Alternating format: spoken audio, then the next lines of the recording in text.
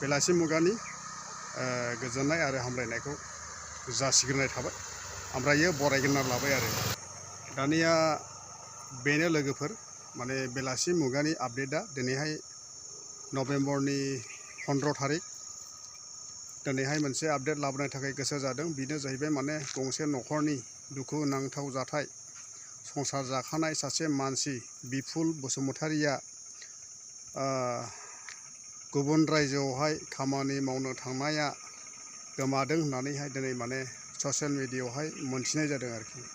बेनिखायनो सोरबाफोर नुसनबायदोंब्ला अन्नानैहाय phone number आङो डिसक्रिपसनाव होगोन, ओमफ्राय नोंथांमोना खोन्थाहरदो। गामिया जाहैबाय बे बिपुल बसुमतारिनि जि गामि, बे गामिनि मुङा जाहैबाय सालाखाथि बिरेंगाव सालाखाथियावहायबो दाबसे बेबायदि माने बेरेंगाव दं आरो बेरेंगाव, बे दालिगाव बेरेंगाव नङा आरो बे मोनसे माने सालाखाथि बेरेंगाव।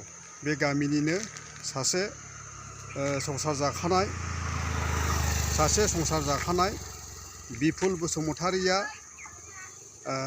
गुबुन रायजोआवहाय खामानि मावनो होननानै थांदोंमोन, नाथाय बिथाङा गैया, बहाबा गोमानानै दं ना आन्दायनानैहाय दङ दासिमबो माने मिथिनाय जायाखै आरोखि।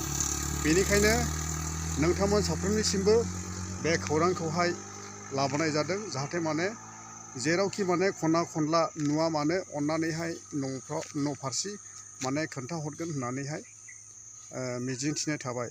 नङाबा माने पुलिस प्रसासन बा पुलिस अफिसावहाय माने एसे मिथिहोनो हागोन आरोखि।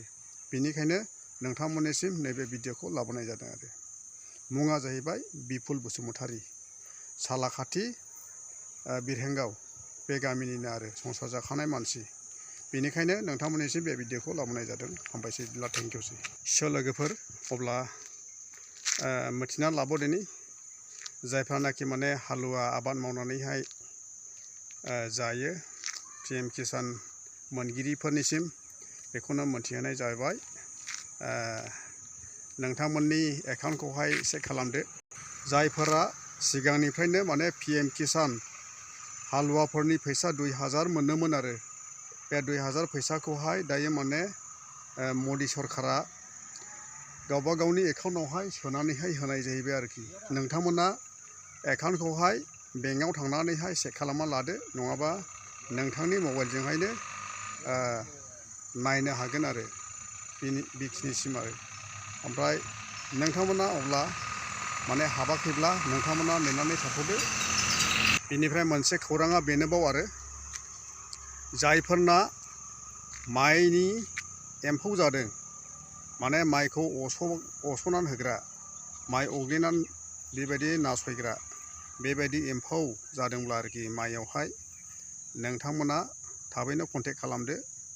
आङो कन्टेक्ट खालामनानैहाय सासे मानसिनो आङो खालामनानैहाय हरगोन बे मुलिखौहाय। बेयो जाहैबाय आखाइजों बानायनाय मुलि।